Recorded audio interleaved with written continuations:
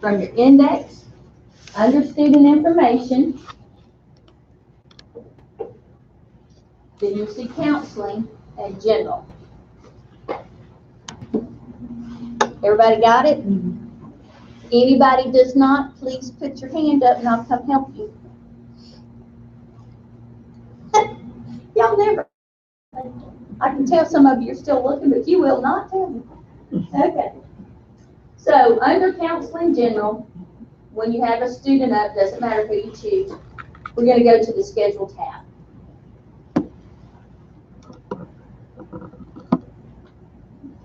So I kind of showed you how it works yesterday. I'm going to collapse my index so I get more showing up. So I showed you the different views within your schedule. But we're actually going to go into walk-in scheduler now. So down at the very bottom, you'll see a button that says walk-in scheduler. This is where you actually change schedules or even enter the schedule for a brand new student.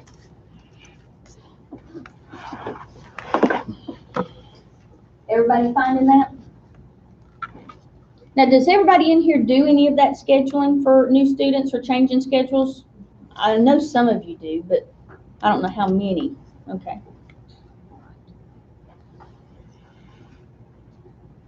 So when you come into the schedule and you open up walk-in scheduler, it's going to give you this view, which you can filter just like you did in your view. If I wanted to only look at, say, term 4, I can deselect the other ones. Maybe I don't want to see those. I can do that. If I only want to see, y'all don't have any day rotation, so I'll put them in that up. But you can set filters here as well, and you get your reset button once you set filters, okay? Just like in the view. But the grid here you will see is the actual schedule. Over on the right, you have an area for requests. So there's two different areas that you can see on the far right. You have a request area, which is what we're looking at now, but it can be changed to a search area. So these you can toggle back and forth, use either one, depending on the scenario of what you need, okay? Then down at the bottom, you have some additional functionality buttons down here at the bottom. So let's go in and talk about these. The first button you're going to see is the load button. So if you are working with course requests, which high schools always do that, they always work with course requests, but anybody can work with course requests, K through 12. So if you have course requests over here, I'm going to show you all the different ways that you can add them over here. If you had a brand new student and this was totally empty, which let me just empty out a couple of them real quick.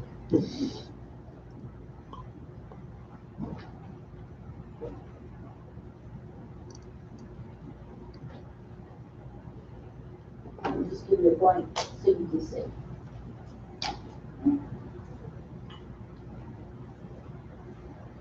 All right. So if there's no course in the schedule, if there's an empty spot, this is what it's going to look like. Okay. So anyway, if you have course requests over here, you can actually use your load button to just load the schedule. So a brand new student coming in and your whole grid's empty and you don't have any course requests over there yet because brand new student, clean slate, you can actually put in all of the requests. Now this is different at different grade levels. If you're, K through 5, when a kid comes in and enrolls with you for 4th grade, they're getting all the 4th grade courses. So it's very easy to just add those requests there, every option that they could have, and you hit the load button, schedule's full. It just fills it up for you. So it's nice to work from those course requests if you can. High school's a little different because you got to look at the transcript, see what they've had, a lot more to it at the high school level. But you still, if you want to use that load button, go on and put in any of those course requests. They're very easy to add, and I'm going to show you that. But that's what the load button is for. It will take those over there on the right and put them into the schedule grid. You even can prioritize how they load. This little drop down you see here that has R, E, and A, those are required, electives, and alternates. So once you put in your course request, all of those you want to make sure go into the schedule. They're a definite. Just give them the R. Any that are the electives that they may want, all their options, make as an E. Only the R's and the E's get loaded when you use the load button. So if you had any additional ones hanging out over there that are just an alternate that you put in there in case you need to fill a hole, then those are not going to load with the load feature. But all the others are going to just load the schedule and you're done. It's nice and easy when you put in all the course requests. Okay? So you have that load button down here. Right next to the load button, you'll notice there's a little arrow down. And it brings you up some more options.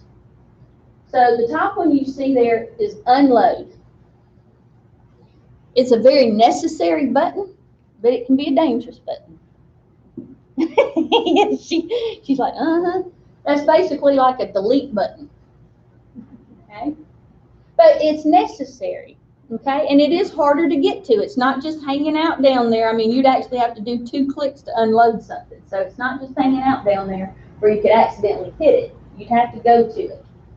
So in this grid, you will notice there are little padlocks on these courses. Okay? You're going to want to get into the habit of locking the schedule when you're done with it. There's not an actual save button. When something's in the grid, schedule's up and running. Teacher already sees this kid on the roster. So there's not a save. It's an automatic save when you put them in the grid. But think of the lock button as your save button and just get in the habit of always hitting that as soon as you're done. Okay, just think of it as your save button. Yes? Once I lock it, can someone come behind me and undo it? If you lock it, they'd have to unlock it. So if someone has rights to do that, yes, they could come behind you and unlock it, and then they could unload it. But no one should be doing that. Like I said, it's not an easy button to get to. I mean, it's not just something you could accidentally hit. Here's the other thing. Everything you do in the walk-in scheduler gives you a big old pop-up. Read the pop-ups. They will keep you from doing something that you should not be doing. Or maybe you forgot to put in the new start date. Maybe it's not the first day of school. They're actually coming in 3 days later. You need to put in the right start date. It'll tell you. So you want to add this to term 1, 3rd period with a start date of the first day of school. It'll tell you. So if you read it, you're going to say, oh, no. You hit cancel, fix the start date, and then do it again. Okay? So the pop-ups are very helpful. You can unlock an individual one. So if I wanted to unlock just the American Lit, you see everything else is locked, I could unload it. So think about this. You're in the middle of putting in a brand new student schedule. You are 2/3 of the way done with this kid's schedule, and somebody walks in and says, oh, by the way, that kid's special ed. Thanks. So you can actually, if you want to leave all the electives in there and just change the active. That doesn't happen. Y'all just think none of these things happen. She knows it does. So then you could actually lock the electives and unload the rest. Clear it out so you're not having to move stuff around. Just clear out the regular ed classes and then go pull in the .8 classes or whatever you need. Okay? So it's nice to be able to unlock and unload when you need it. Okay? So that's why you have that option. So if I hit unload right now, it's going to take out my American Lit because I unlocked it. But look at this big old pop-up you get. When you unload it, it's just like deleting a class. You take that class out, so go the attendance and the grades, everything. So, track who did it. yes. You can see who did it and when. Yes. Yeah.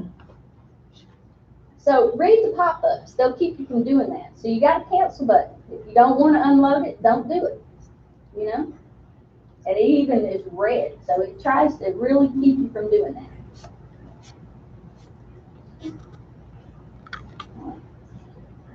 The other options you have in here is ending.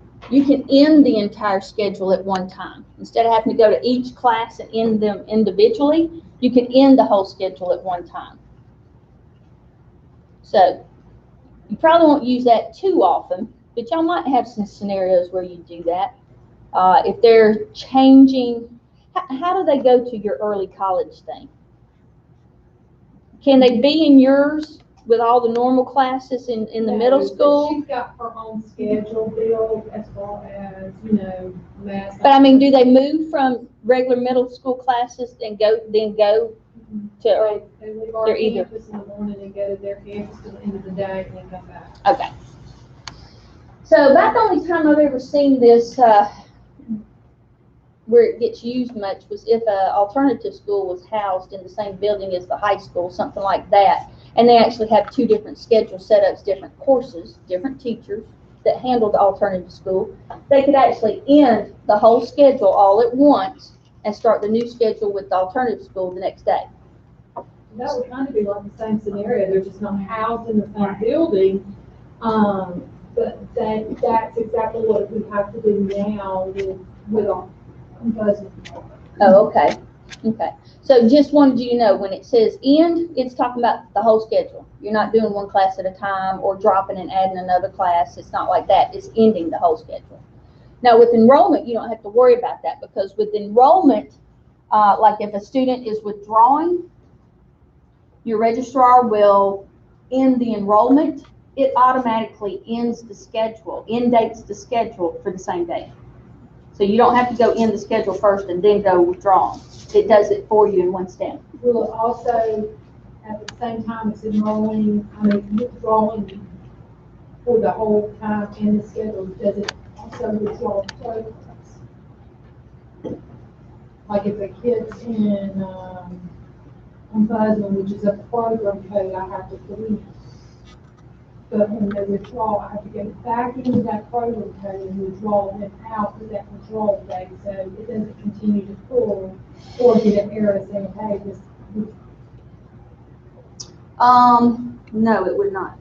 so I would still have to go back in that program. Yeah, I'm trying to think if there would be a way that you could set that up where it do differently, but any of your programs, even like alternative school or Saturday school or any of those kind of things, that's a separate DOE program tab that you have to end. Okay. Yeah, so I was just kind of curious. yeah, that's a good question. So that, just remember, end is ending the entire schedule. Okay, not just one class at a time. Then you have a restore button down at the bottom. So if you have a student who withdrew, so their schedule got end dated, they left you, they went to Jones County. 2 months, okay. Month later, here they come back. They're coming right back, that revolving door that you have with all the surrounding area. So they come back, they get a new line of enrollment with a start date of when they're returning. And you can actually go to the schedule and hit restore and put in the new start date, and it brings the schedule back as to what they had before they left. Depending on how long they've been gone, sometimes it can be from Friday to Monday. They'll withdraw and decide they don't want to go to live with that parent, so they say, no, I'm back. You know, nothing could have happened in a short time. But in a month's time, you might have some of those classes that have filled up. So if there's any kind of conflict, if there's any maxed out classes, it's going to tell you which ones they are, and then ask you what you want to do with it. Do you want to go ahead and overload the section and just put them back in what they had, or do you want to add a different course? I mean, so it's going to give you that option when you hit restore. So those are your different options here with your load button. Then of course you've got your lock all button. Like I said, just get in the habit of always hitting that, and it'll lock all those courses, so you're less likely to have any problems. But you also have an unlock all. Okay, so if you hit the little arrow next to the lock all, it'll bring up the unlock all. Okay, and it always puts this little green bar up here so you can see that you've done it. But you'll notice the little padlocks as well. So if you did want to unlock them and unload something, you can pick and choose. Even a single class by using a little padlock here. When I hover over a class, you'll notice too that you're getting a little bit more information, the room number. The IEP part's not going to work for y'all because y'all use Go IEP. You're not using special ed in campus. If you ever decide to go to campus for writing your IEPs, it'll tell you how many students in that class have an active IEP, so you know how to balance them out. And then, of course, your seat count. First number is how many are on the roster. Second number after the slash is how many are allowed, that max student count for that class. You also can open up an individual class and see the information on it. It gives you this little flyout on the right. There's a lock button within it.